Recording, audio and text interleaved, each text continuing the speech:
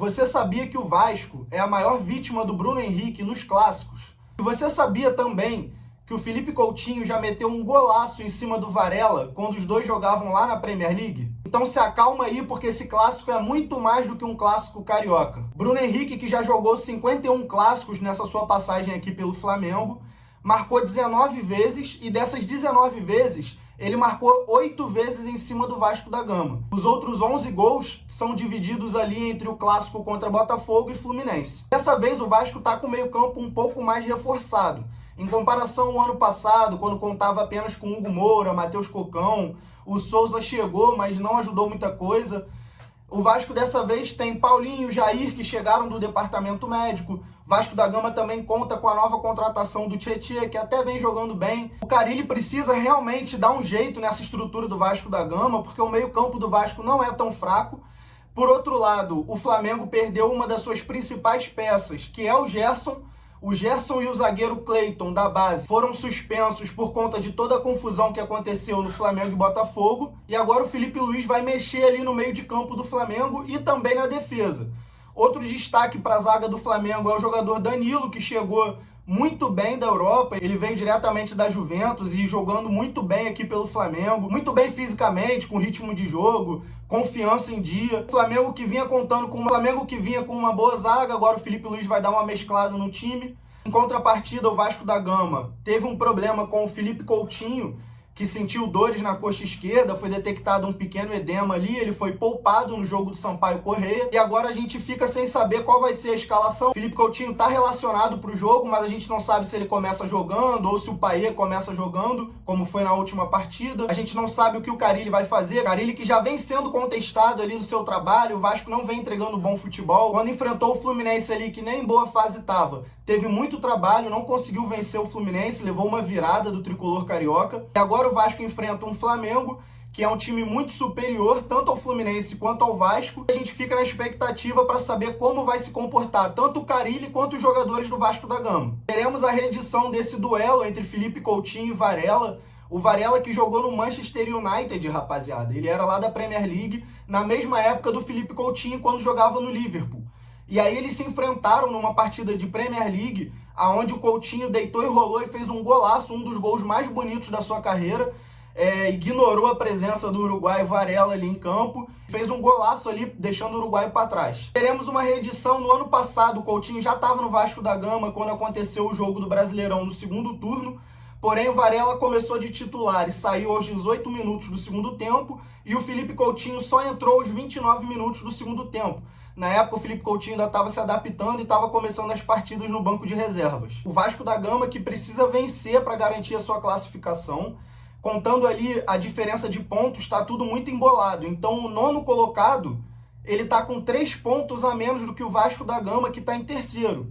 E o 10º colocado tem 4 pontos a menos. Matematicamente, o Vasco precisa lutar aí para poder se classificar, porque os adversários vão ter confronto direto, mas o Vasco vai ter 2 confrontos muito difíceis pela frente. Sequência de clássicos, né? Vai jogar contra o Flamengo e depois contra o Botafogo. Caso o Vasco não vença nenhuma das 2 partidas, muito dificilmente se classifica. Bem provável que o Vasco não vença. Eu acredito aí que consiga empatar até, mas vencer as partidas será difícil. O retrospecto do Vasco contra o Botafogo não é tão ruim. O Botafogo aí que perdeu algumas peças importantes. Pode ser que o Vasco até vença do Botafogo, mas vai precisar correr atrás, vai precisar lutar para vencer. Contra o Flamengo, eu acredito ali no máximo um empate, que seria o normal. Lógico que pode acontecer do Vasco da Gama vencer, mas vendo o futebol que o Vasco vem apresentando ali, eu não vejo muita coisa que possa mudar dessa partida agora. Por sua vez, o Flamengo com 17 pontos, 3 pontos a mais que o Vasco da Gama, está em primeiro colocado no Carioca. O Volta Redonda, em segundo, também tem 17 pontos.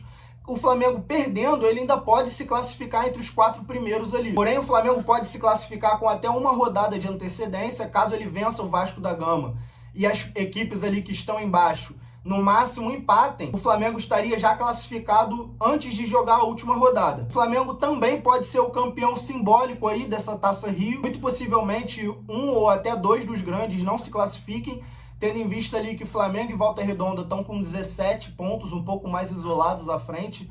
Então, dificilmente eles vão ficar de fora. Restando ali 2 vagas ainda para Vasco, Fluminense e Botafogo. Bem provável que os grandes encontrem dificuldade aí nessa classificação.